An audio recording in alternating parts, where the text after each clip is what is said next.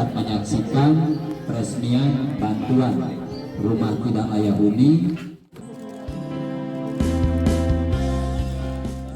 Allahu Akbar.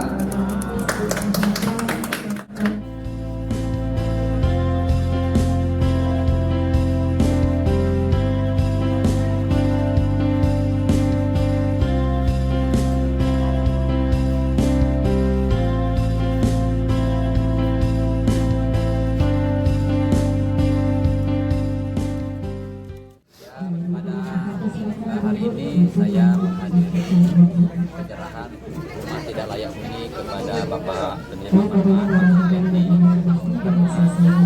penyerahan bantuan kontrakan.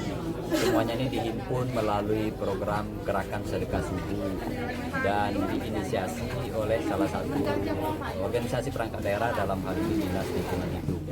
Dan semoga rumah ini kita serahkan kepada penerima manfaat, dapat memberikan kenyamanan, kebahagiaan kepada Pak Supendi dan juga istri, dan bisa merawatnya dengan baik. Saya kira itu, dan sekali lagi kita ucapkan terima kasih atas.